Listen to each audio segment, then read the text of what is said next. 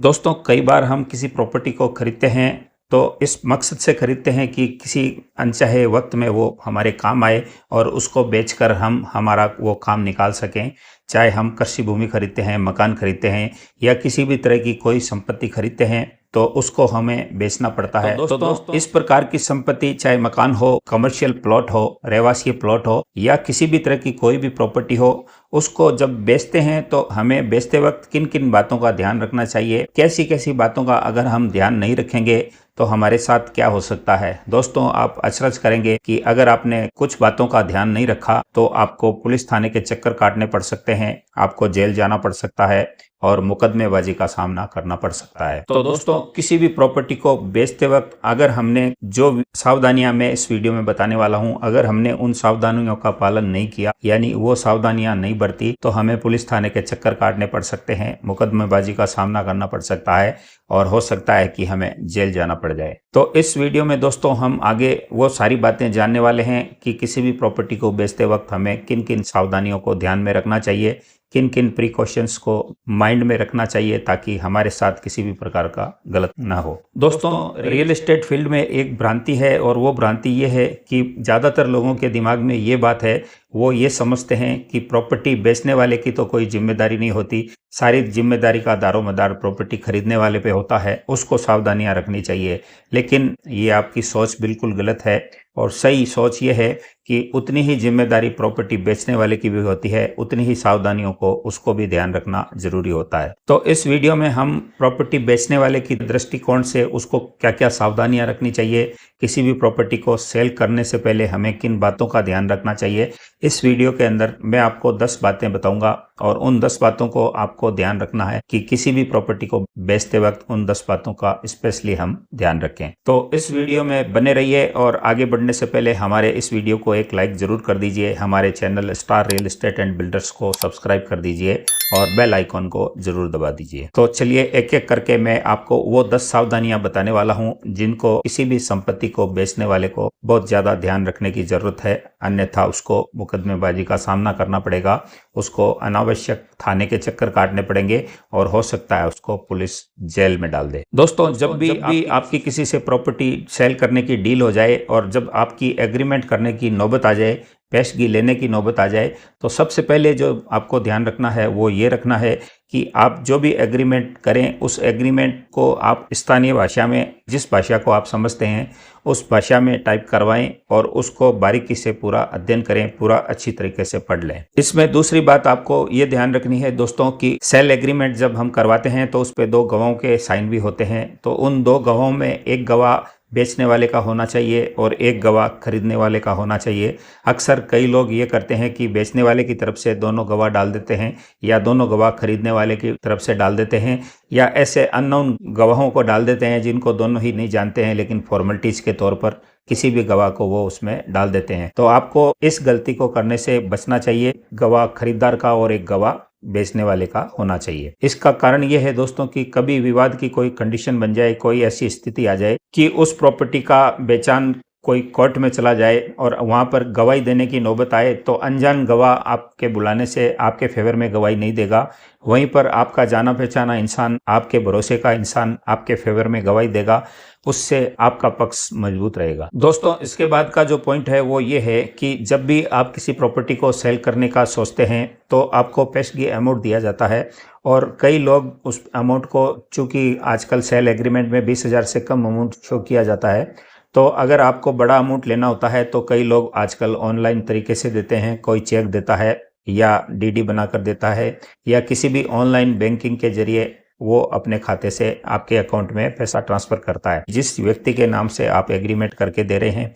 आपको पैसा उसी व्यक्ति के अकाउंट से लेना है। ऐसा ना हो कि वो अपने पत्नी के अकाउंट से दे दे, अपने बेटे के अकाउंट से दे दे या अपने भाई के अकाउंट से दे दे या अपने किसी भी रिश्तेदार के अकाउंट से आपको वो पैसा दे दे। आपको इस गलती से बचना है और आपको पैसा उसी व्यक्ति से लेना है जिस व्यक्ति के हक में आप सेल एग्रीमेंट करके दे रहे हैं। इसके साथ साथ आपको ये भी ध्यान रखना चाहिए कि आपको चेक लेने से बचना चाहिए। बैंक की टेक्निकल गलती की वजह से या किसी अन्य कारण की वजह से चेक बाउंस हो सकता है, रिटर्न हो सकता है और ऐसी कंडीशन में आपको प्रॉब्लम हो सकती है। तो आपको या तो डीडी या पे ऑर्डर लेना चाहिए। डीडी या पे ऑर्डर किसी के भी खाते का हो सकता है, लेकिन आपको पता रहता है कि फला व्यक्ति को हमने प्रॉपर्टी बेची है और उसने हमें वो पेमेंट किया है। वहीं अगर वो नेट बैंकिंग के जरिए कर रहा है तो उसमें आपको ये ध्यान रखना चाहिए कि वो उस अपने अकाउंट से आपको पैसा ट्रांसफर करे, किसी अन्य के अकाउंट से पैसा आपको नहीं लेना है। अब दोस्तों इसमें नेक्स्ट पॉइंट आता है, वो ये है कि मान लीजिए आप जो प्रॉपर्टी सेल कर रहे हैं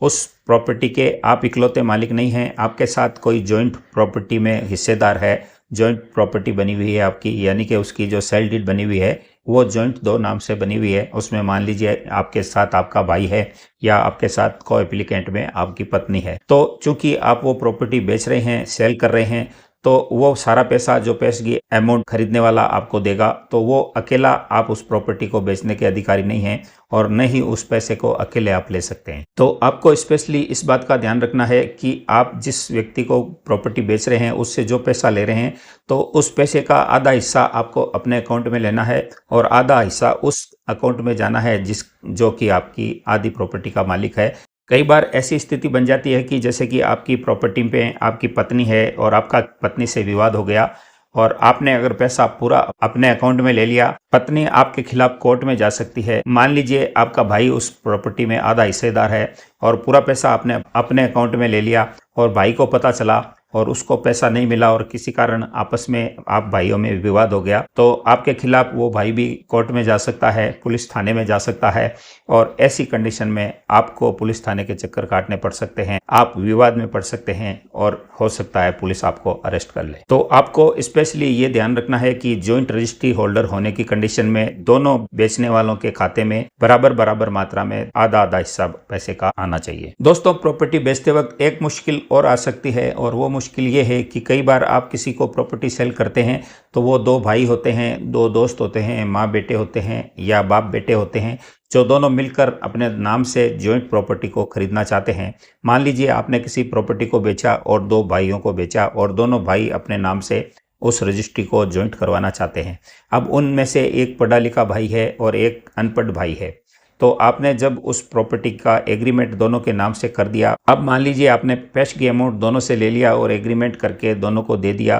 तो जो पढ़ा लिखा भाई है उसने उस पर सिग्नेचर कर दिए और जो अनपढ़ भाई था उसने उस पर अंगूठा लगा दिया। लेकिन चूंकि वो अनपढ़ है उसने एग्रीमेंट की कंडीशंस को ठीक तरह से नहीं परखा और एक वक्त में उन दोनों भाइयों में कोई तकरार हो जाए, कोई ऐसी अनबन हो जाए कि जो अनपढ़ भाई है वो उस एग्रीमेंट की कंडीशन को मानने से इनकार कर दे, तो ऐसे एक कंडीशन में आपकी वो डील खटाई में पड़ सकती है, आप परेशानी में आ सकते हैं, आप पे बहुत बड़ी मुश्किल आ सकती है। तो इससे बचने का एक तरीका है, वो ये तरीका है कि आप जो पढ़ा लिखा भाई है उससे एक कोई ऐसा शपथ पत्र ले लें या कोई ऐसा लिखित में दस्तावेज ले लें और उसमें ये क्लियरिफिकेशन करवा दें, हम दोनों भाइयों ने इस प्रॉपर्टी को जॉइंट रूप से खरीदा है और इस एग्रीमेंट की तमाम शर्तों को मैंने मेरे भाई को पढ़कर सुना दी है और मेरा भाई इस बात के लिए पूरी तरह से सहमत है और वो एग्री है। इस तरह का कोई डॉक्यूमेंट आपको उनसे लिखवा कर ले लेना चाहिए ताकि किसी भी उन दोनों में विवाद होने की कंडीशन में आपको कोई परेशानी ना आए। अब दोस्तों, इसमें एक मुश्किल आपके सामने और आ सकती है और वो बहुत बड़ी मुश्किल है, इससे आप बहुत बड़े झंझट में फंस सकते हैं। अगर आपने इस चीज़ का ध्यान नहीं रखा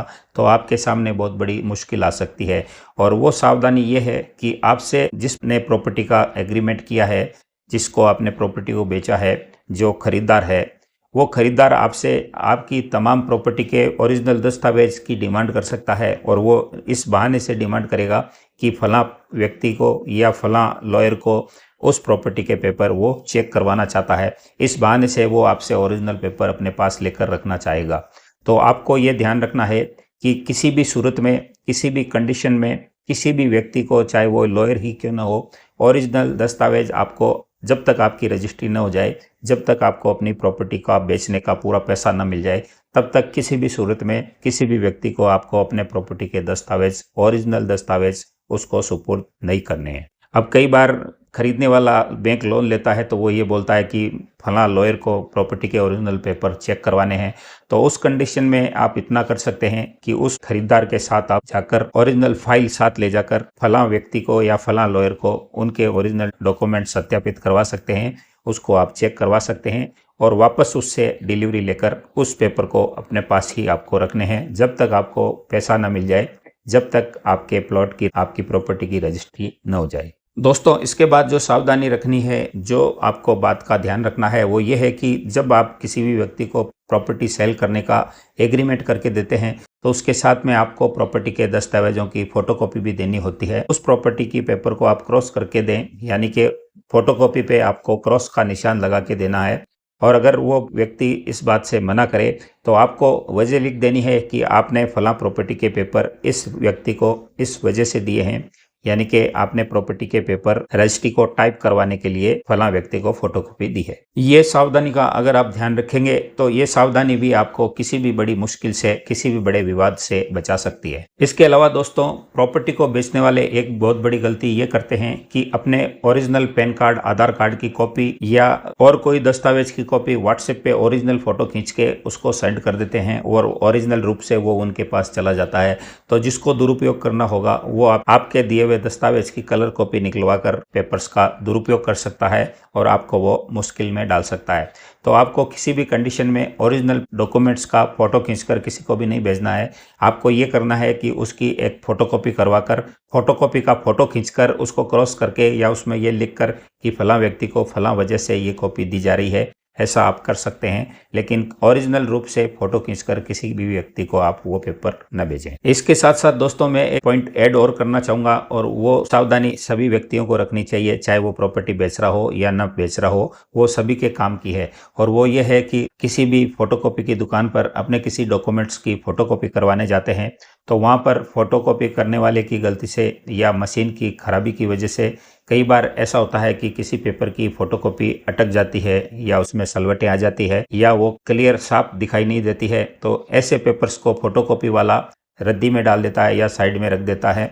और आपको दूसरे पेपर की नई कॉपी निकाल कर देता है और आप वहां से चुपके से चले आते हैं। आप इस बात का बिल्कुल ध्यान नहीं रखते कि आपके पेपर की फोटोकॉपी वहीं पर रह गई है, भले वो खराब कंडीशन में हो। कई बार फोटोकॉपी वाला उसी पेपर पर दूसरे व्यक्ति को पीछे की तरफ नई कॉपी निकालकर उसी डॉक्यूमेंट को काम में ले लेता है और कई बार ऐसा होता है उस फोटोकॉपी का दुरुपयोग हो सकता है और आप मुश्किल में आ सकते हैं। तो आपको अपनी खराब फोटोकॉपी को भी रद्दी में अगर उसने डाल दिया है तो आपको उसको डिस्ट्रॉय करवाना है या अपने साथ लेकर आना है। फोटोकॉपी की दुकान पर आपको किसी भी खराब पेपर की फोटोकॉपी निकली हुई है और वो दस्तावेज आपका है तो आपको उसको वहां पर नहीं छोड़ना। दोस्तों, अगली जो सावधानी मैं बताऊंगा वो बहुत ज़्यादा भयंकर सावधानी है। अगर आपने नहीं रखा तो आपको बहुत मुश्किलों का सामना करना पड़ेगा, आपके साथ बहुत गलत हो सकता है। और वो सावधानी ये है, कई बार जब आप किसी प्रॉपर्टी को बेचते हैं, सेल एग्रीमेंट करके देते हैं और मान लीजिए आपने फलां व्यक्ति से 1 या 2 लाख रुपए पेशगी भी ले लिए हैं और अकस्मात किसी अकारण घटना की वजह से प्रॉपर्टी खरीदने वाले की मृत्यु हो जाती है और ऐसी कंडीशन में जब आप उसके परिवारजनों से जाकर इस बात की ताकीद करते हैं कि फलां व्यक्ति को आपने कोई प्रॉपर्टी बेची थी और उससे आपने एडवांस पैसा लिया था और बाकी का पैसा आपको उनसे लेना है, तो चूंकि उनको इस बात का ज्ञान नहीं होता तो वो आपको इस चीज़ के लिए मना कर देते हैं। तो आप मुश्किल में आ जाते हैं वहाँ पर जब आप ये फैसला लेते हैं किसी और को प्रॉपर्टी बेचने का। जब किसी व्यक्ति को उस प्रॉपर्टी को आप बेचने के लिए जाते हैं और उन व्यक्तियों को जिनके पिता की मृत्यु हो चुकी है, उनके वारिसों को जब ये पता चलता है कि हमारे पिताजी ने उस प्रॉपर्टी को खरीदा था और अब चूंकि उनकी मृत्यु हो गई है तो उस प्रॉपर्टी को वो व्यक्ति कहीं और बेच रहा है, तो वो आप पर कोई केस लगा सकते हैं, आपके खिलाफ मुकदमा लगा सकते हैं और ऐसे केस में, फ्रॉड में आप जेल जा सकते हैं, पुलिस आपको अरेस्ट कर सकती है। तो आपको इस चीज का ध्यान रखना है। अब आप पूछेंगे कि इससे बचने का उपाय क्या है। तो दोस्तों, इससे बचने का उपाय ये है कि जब भी आप प्रॉपर्टी बेचने का एग्रीमेंट करें, यानी कि सेल एग्रीमेंट करें, तो आपको उसमें एक स्पेशली टॉपिक ऐड करवा देना चाहिए और वो टॉपिक ये होना चाहिए कि अगर अकस्मात कोई ऐसी घटना हो जाती है या प्रॉपर्टी खरीदने वाला तय समय पर पैसा नहीं दे पाता है या कोई मृत्यु हो जाती है या वो बीमार पड़ जाता है, तो उसके अगेंस्ट में उसका कोई उत्तराधिकारी इस डील को कंप्लीट करेगा, बाकी का लेन देन वो व्यक्ति करेगा। इस तरह का एक पॉइंट आपको उस एग्रीमेंट में ऐड करवा देना चाहिए। साथ ही उसमें आपको ये भी ऐड करवा देना चाहिए कि आपने जिस व्यक्ति को उस प्रॉपर्टी को बेचने का इकरार किया है वो व्यक्ति आपको कितने टाइम में वो पैसा देगा और उस टाइम के अंतर्गत अगर वो पैसा आपको नहीं दे पाया, जो पेशगी अमाउंट दिया है उसका क्या होगा। ये तमाम सारी शर्तें आपको उस एग्रीमेंट में जरूर ऐड करवा देनी चाहिए। इसके साथ साथ आपको उस एग्रीमेंट में ये बातें भी लिखवा देनी चाहिए कि अगर कोई मृत्यु हो जाती है या अकस्मात घटना हो जाती है तो उनका फलां उत्तराधिकारी इस डील को कंप्लीट करेगा, और अगर कोई अनहोनी हो जाती है तो अगर पैसा वापस देना पड़े तो फलां व्यक्ति को देना पड़ेगा। ये सारी चीज़ें साफ साफ आपको एग्रीमेंट में ऐड करवा देनी चाहिए। दोस्तों, इसके बाद का जो पॉइंट है, जो सावधानी आपको रखनी चाहिए, वो ये है कि कई बार जो प्रॉपर्टी खरीदता है वो बैंक से लोन लेता है और लोन लेकर आपको वो पैसा देता है, लेकिन कई कारणों से बैंकें लोन नहीं देती हैं या कोई टेक्निकल इश्यूज आ जाते हैं, तो इस कारण से उनका बैंक लोन डिले हो जाता है। और आपने मान लीजिए उस प्रॉपर्टी को बेचने के बाद जो पैसे की पेमेंट आया था, उस पैसे को कहीं आपने दूसरी जगह इन्वेस्टमेंट कर दिया है, तो अब आप उस प्रॉपर्टी को न तो किसी और को बेच सकते हैं, न वो पैसा आप उसको रिटर्न कर सकते हैं, और आप एक बहुत बड़ी मुश्किल में आ सकते हैं, बहुत बड़ी परेशानी का शिकार हो सकते हैं। तो आपको बैंक लोन एग्रीमेंट करते वक्त इस बात का ध्यान जरूर रखना चाहिए कि उसमें तय समय डाल देना चाहिए, और उसमें आपको ये कंडीशन डाल देनी चाहिए कि फलां डेट के बाद आप इस प्रॉपर्टी को खरीदने के अधिकारी नहीं रहेंगे, और इस डेट के बाद इस प्रॉपर्टी को मैं अन्यत्र कहीं सेल कर सकता हूं। कई बार दोस्तों, प्रॉपर्टी को खरीदने वाला चालाकी करता है और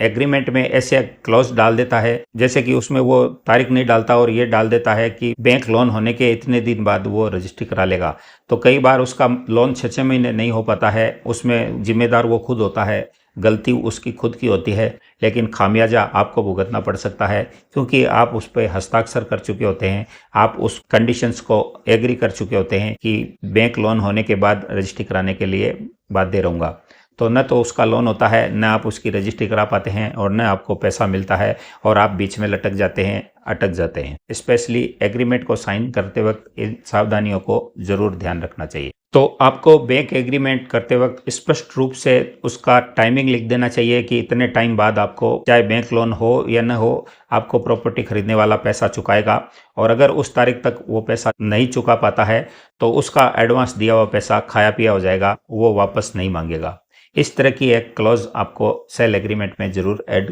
करवा देना चाहिए। दोस्तों, अब एक और बड़ी मुश्किल वो आ सकती है जहां पर भी आपको बहुत बड़ी दिक्कत आ सकती है, कोई भी व्यक्ति क्लेम करके आपको जेल पहुंचा सकता है, और वो बात यह है कि मान लीजिए आपने अपनी प्रॉपर्टी को 2 व्यक्तियों के नाम से सेल किया था, 2 व्यक्तियों के नाम से एग्रीमेंट किए थे। अब आपकी रजिस्ट्री की दिनांक आ चुकी है और आप अपनी प्रॉपर्टी की रजिस्ट्री करवाने सब रजिस्ट्रार के ऑफिस में पहुंच चुके हैं। आप वहां पर जाकर देखते हैं कि आपने जिन 2 व्यक्तियों के नाम से एग्रीमेंट किया था, उन दोनों व्यक्तियों में से एक व्यक्ति मौजूद है और दूसरा व्यक्ति मौजूद नहीं है, और आप वहां पता करते हैं कि दूसरा व्यक्ति मौजूद क्यों नहीं है, तो उसकी जगह एक तीसरा व्यक्ति सामने आता है और वो कहता है कि मैं उसकी बिहेव पर, उसकी पावर ऑफ अटॉर्नी की बिहेव पर उस प्रॉपर्टी को मेरे नाम से आपको रजिस्ट्री करानी पड़ेगी। यानी कि आपने जिन 2 व्यक्तियों को बेचा था उसमें से एक असल व्यक्ति मौजूद है और तीसरा व्यक्ति उस दूसरे की पावर ऑफ अटॉर्नी के बिहेव पे आपसे उस रजिस्ट्री को करवाना चाहता है। तो आपको इस बात की तस्दीक उस दूसरे व्यक्ति से करनी पड़ेगी जो ओरिजिनल रूप से आपने जिसके नाम से एग्रीमेंट करके दिया था। तो उस व्यक्ति से आपको उस सेकंड व्यक्ति की सहमति हासिल करनी है कि क्या उसने इस तीसरे व्यक्ति के नाम से पावर ऑफ अटॉर्नी जारी की है। अगर आपको विश्वास आ जाता है और आपको लगता है कि इसमें सच्चाई है और उस व्यक्ति की सहमति से यह काम हो रहा है, तब तो आपको उस रजिस्ट्री की हाँ भरनी चाहिए, वरना आपको रजिस्ट्री करवाने से मना कर देना चाहिए। क्योंकि कई बार गलत पावर ऑफ अटॉर्नी लेकर लोग आ जाते हैं और जिसके नाम से आपने एग्रीमेंट किया था वो आपके नाम से क्लेम डाल सकता है, आपके नाम से एफआईआर दर्ज करवा सकता है, आपको धोखाधड़ी के जाल में फंसाकर पुलिस थाने और जेल तक भिजवा सकता है। दोस्तों, इसके बाद जो प्रिकॉशंस आपको रखना चाहिए वो भी बहुत बड़ी भयंकर है और बहुत ज़्यादा इम्पोर्टेंट है। और इम्पोर्टेंट इसलिए है कि अगर आपने इसका ध्यान नहीं रखा तो आप बहुत बड़े ब्लेम के शिकार हो सकते हैं, आप पे बहुत बड़ा आरोप लग सकता है और उस आरोप के तहत आप पुलिस थाने को चक्कर काटने के लिए मजबूर हो सकते हैं। और वो चीज़ ये है कि मान लीजिए आपने किसी प्रॉपर्टी को सेल कर दिया, आपने उसकी रजिस्ट्री करवा दी, आपने अपना पैसा ले लिया, उसको कब्जा सुपुर्द कर दिया, आपने तमाम डॉक्यूमेंट्स उस पार्टी को सुपुर्द कर दिए, आप अपने घर को आ गए। अब उस पार्टी ने उस प्रॉपर्टी को कुछ सालों के बाद जब किसी और को बेचने का वो इकरार करता है और किसी कारणवश उस व्यक्ति के पास, जिस व्यक्ति को आपने प्रॉपर्टी बेची थी, कहीं फोटो कॉपी कराने के दौरान या किसी और अन्य कारण से कोई एक पेपर उस प्रॉपर्टी से संबंधित मिस हो जाता है, और जब वो उस प्रॉपर्टी के लिए थर्ड पार्टी के पास जाता है और वहाँ पर वो पेपर की गैर मौजूदगी पाई जाती है, तो प्रॉपर्टी को खरीदने वाला आप पर आरोप लगा सकता है कि आपने उस प्रॉपर्टी का पेपर उसको कम दिया था, उसको आपने वो पेपर दिया ही नहीं था। तो आप इस आरोप के शिकार हो सकते हैं। और चूंकि आपने तमाम पेपर दिए थे लेकिन आपके पास कोई रिसीव्ड नहीं है, तो ये आप साबित ही नहीं कर पाएंगे कि आपने उस व्यक्ति को प्रॉपर्टी के सारे पेपर सौंप दिए थे। तो इससे बचने के लिए आपको एक सावधानी रखनी है, और वो सावधानी ये है कि जिस दिन आप अपनी प्रॉपर्टी की रजिस्ट्री करवाते हैं उस दिन आपको एक लिस्ट ऑफ डॉक्यूमेंट बनाना चाहिए, यानी कि जितने तमाम असल दस्तावेज आपने उस व्यक्ति को सुपुर्द किए हैं उन तमाम डॉक्यूमेंट्स की एक लिस्ट बनाकर उसमें 2 गवाहों के साइन और जिसने प्रॉपर्टी को खरीदा है उससे एक रिसीव्ड लेकर आपको अपने पास रख लेनी चाहिए। ये इस बात का सबूत होगा कि आपने तमाम असल दस्तावेज जो कि ये थे वो तमाम दस्तावेज आपने खरीदने वाले को सुपुर्द कर दिए हैं। तो इससे आप तमाम आने वाली परेशानी और तमाम आने वाले समय के गलत आरोपों से बच सकते हैं। दोस्तों, मेरे 22 साल के रियल एस्टेट कैरियर में मेरे साथ ऐसा 2-3 बार हुआ है जब मैंने किसी भी व्यक्ति को प्रॉपर्टी सेल करने के बाद उस व्यक्ति को वो प्रॉपर्टी के पेपर सुपुर्द कर दिए और उस व्यक्ति ने अपनी गलती की वजह से कहीं फोटोकॉपी कराने के दरमियान कोई पेपर मिस कर दिया, और फिर जब वो प्रॉपर्टी तीसरे व्यक्ति के पास बेचने गया तब पता लगा कि इस प्रॉपर्टी के पेपर में कोई पेपर मिस है, तो उसका आरोप उसने मुझ पर लगाया। और फिर जब तहकीकात की तो वो पेपर किसी फोटोकॉपी की दुकान पे मिला। तो आप भी इस तरह से किसी भी गलत आरोप के शिकार हो सकते हैं। इसके अलावा दोस्तों, आपको कई बार कोई प्रॉपर्टी बेचते हैं तो उसके बाद इनकम टैक्स का नोटिस आ जाता है, क्योंकि आपने बड़ी राशि अपने बैंक अकाउंट में ली हुई होती है और वो राशि आपके पास कहाँ से आई इसका इनकम टैक्स आपसे सबूत मांग सकता है। तो उससे बचने के लिए, उसके मकड़ जाल में उलझने से बचने के लिए आपको जो प्रॉपर्टी आपने सेल की है, जिसकी आपने सेल डीड बनाकर बेचने वाले को दी है, तो उस व्यक्ति से उसकी एक जीरोक्स जरूर मांग लें और वो जीरोक्स अपने पास ऑन रिकॉर्ड जरूर रखें, ताकि कभी भी इनकम टैक्स के किसी भी सवाल का आप अच्छे तरीके से जवाब दे पाएं और आप ये साबित कर पाएं कि आपके अकाउंट में जो पैसा आया था वो इस प्रॉपर्टी को बेचने की वजह से आया था और इस प्रॉपर्टी को बेचकर आपने वो पैसा प्राप्त किया था। अब दोस्तों, जो भी कोई प्रॉपर्टी खरीदता है तो वो एक बहुत बड़ी गलती करता है, और वो गलती ये होती है कि किसी भी प्रॉपर्टी का बैंक लोन लेने के बाद, बेचने वाले को पैसा चुकाने के बाद और अपने नाम से उस प्रॉपर्टी की रजिस्ट्री कराने के बाद वो उस रजिस्ट्री को उस प्रॉपर्टी का आखिरी दस्तावेज मानकर उस प्रॉपर्टी के पेपर को अपने घर ले जाकर रख देता है या अपने लॉकर में ले जाकर रख देता है और शांति से चैन की नींद सोने की कोशिश करता है। लेकिन ये सबसे बड़ी भूल करता है, और वो भूल इसलिए है दोस्तों कि किसी भी प्रॉपर्टी के दस्तावेज की रजिस्ट्री होना उसका आखिरी दस्तावेज नहीं है। उसके बाद भी आपको एक दस्तावेज बनवाना पड़ता है, और वो दस्तावेज है किसी भी निकाय की जो प्रॉपर्टी है, मान लीजिए जेडीए की है, आवासन मंडल की है, नगर निगम की है, या किसी भी निकाय की वो प्रॉपर्टी है। किसी भी प्रॉपर्टी को खरीदने के बाद, किसी भी प्रॉपर्टी की रजिस्ट्री होने के बाद हमको उसका नाम ट्रांसफर संबंधित निकाय में जाकर करवाना होता है, और संबंधित निकाय में संबंधित राजस्व रिकॉर्ड में उसकी एंट्री करवानी होती है, जिसको कि कहीं पर हम नाम ट्रांसफर बोलते हैं, कहीं पर दाखिल खारिज बोलते हैं, कहीं पर नामांतरण बोलते हैं। तो आपको वो कराना जरूरी होता है, और उसको करवाने के बाद सरकारी रिकॉर्ड में आप उस प्रॉपर्टी के मालिक बन जाते हैं। तो बेचने वाले का ये दायित्व बनता है कि खरीदने वाले को इस बात के लिए ताकीद करे कि आप अपना नाम अपने रिकॉर्ड में जरूर चढ़वाएं और मेरा नाम वहाँ से हटवाएं, ताकि आप उस प्रॉपर्टी के सरकारी नज़र में असली मालिक बन सकें। तो दोस्तों, इस प्रकार से किसी भी प्रॉपर्टी को सेल करने के